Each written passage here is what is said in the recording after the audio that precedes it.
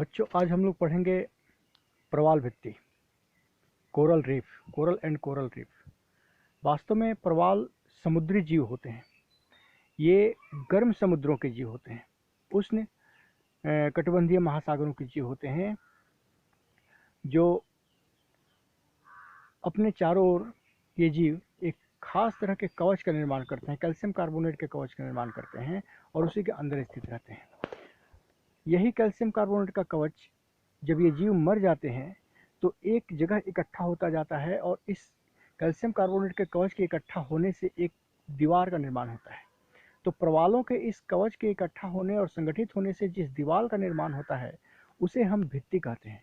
इसलिए ऐसी भित्ति को, चूंकि जो प्रवाल के कवचों के इकट्ठा होने और संगठित होने से बनती है, प्रवाल भित्ति कहते हैं। प्रवाल भित्ति का विकास समुद्रों में होता है, लेकिन इसके विकास के लिए कुछ खास भौगोलिक दशाओं का होना बड़ा जरूरी है, जिसमें सबसे पहला तो है तापमान, दूसरा है समुद्र की गहराई, तीसरा है एक ऐसी भित्ति जिस पर प्रवाल के कवच इकट्ठा हो सके या जमा हो सके, संगठित हो सके। इसके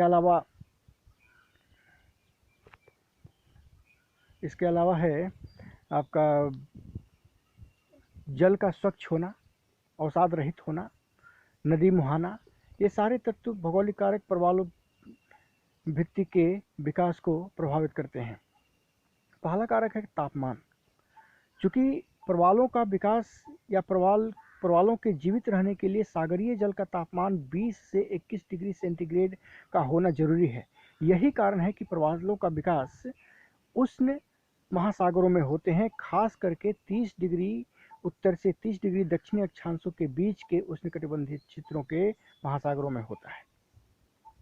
दूसरी शर्त है इसके विकास की कि इसके विकास के लिए सूर्य का प्रकाश भी होना चाहिए और ऑक्सीजन की मात्रा भी उपलब्ध होनी चाहिए। चूंकि ये दोनों चीज़ें समुद्र की ऊपरी सतह में खास करके 66 से 77 मीटर की गहराई तक पर्याप्त मात्रा में मौजूद होती हैं, या फिर ऐसे कहें कि 200 से 250 फीट की गहराई तक पर्याप्त मात्रा में ऑक्सीजन और सूर्य के प्रकाश की उपस्थिति पर्याप्त मात्रा में होती है। यही कारण है कि इन जीवों का विकास इसी गहराई तक होता है। इसके नीचे ये जीव ऑक्सीजन की कमी और प्रकाश की अनुपस्थिति में मर जाते हैं। तीसरा कारक है कि जल का अवसाद रहित होना बड़ा जरूरी है, क्योंकि अवसाद की उपस्थिति में प्रवाल जीवों के मुख बंद हो जाते हैं और प्रवाल मर जाते हैं। तीसरी बात है कि जल पूर्णतः स्वच्छ भी नहीं होना चाहिए, मतलब शुद्ध जल नहीं होना चाहिए। चूंकि शुद्ध जल नदी के मुहाने के पास पाया जाता है, इसलिए प्रवाल का विकास नदी मुहानों पर नहीं होता है, तो पूर्णतः शुद्ध जल भी नहीं होना चाहिए। इसके अलावा महासागरीय लवणता 27 से 30% की महासागरीय लवणता प्रवालों के विकास को अनुकूल बनाती है, लेकिन इससे ज़्यादा लवणता की स्थिति में और इससे कम लवणता की स्थिति में प्रवालों का विकास होना बंद हो जाता है।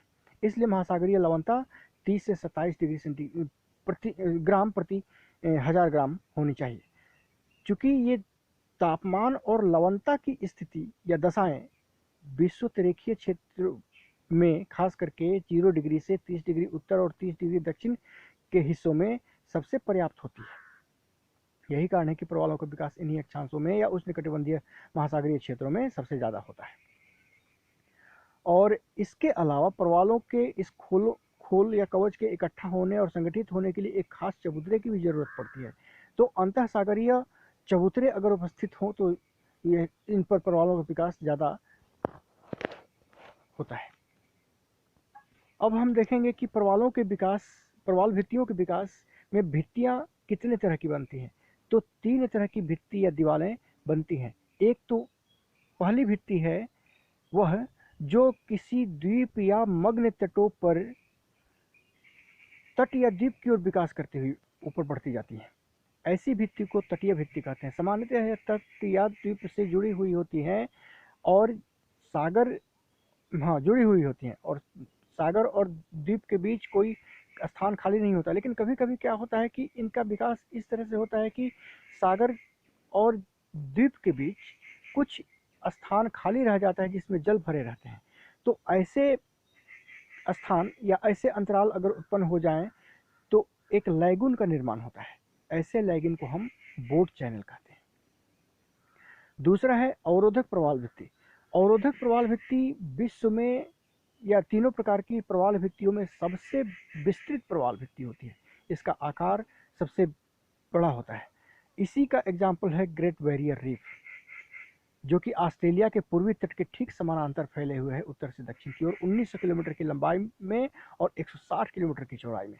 वास्तव में इन अवरोधक प्रवाल भित्तियों का जो विकास होता है यह सागरोन्मुख होता है, यानी द्वीप या तट से थोड़ा सा दूर सागर की ओर होता जाता है। यही कारण है कि इस तट भित्ति, इस अवरोधक प्रवाल भित्ति और द्वीप के बीच काफ़ी स्पेस होते हैं और यह भित्ति तट के समानांतर विकसित होती है। इसकी सबसे बड़ी विशेषता यही है कि यह तट के समानांतर विकसित होती है।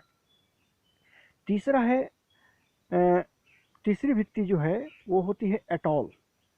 एटॉल जो होती है वो वलयाकार प्रवाल भित्ति होती है। यह या तो किसी द्वीप के चारों ओर विकसित, चारों ओर घोड़े के नाल के समान या अंगूठी के समान विकसित होती है। लेकिन कभी कभी क्या होता है कि द्वीप की स्थिति के आधार पर इसे 3 भागों में बांटा जा सकता है। जैसे कुछ एटॉल्स ऐसे होते हैं जिसके बीच में द्वीप होता है, इसको द्वीप सहित एटॉल कहेंगे।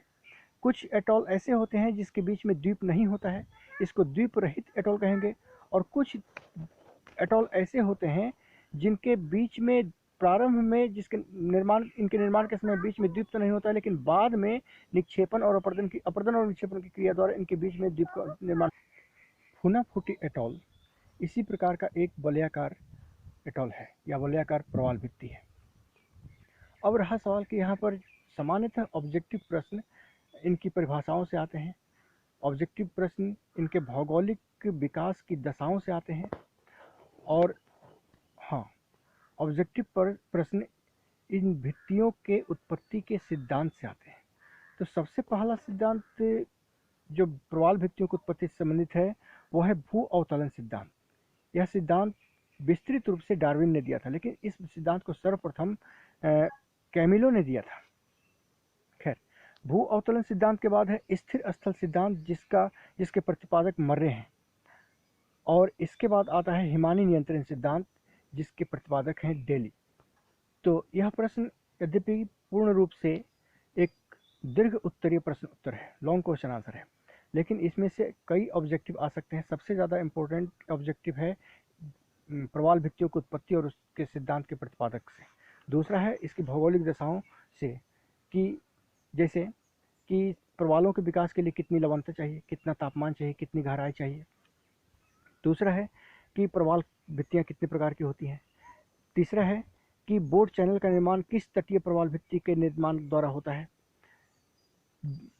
नेक्स्ट है कि विश्व की सबसे विस्तृत प्रवाल भित्ति किस प्रकार की प्रवाल भित्ति होती है, या विश्व का सबसे विस्तृत या सबसे लंबा प्रवाल भित्ति निम्न में से कौन है।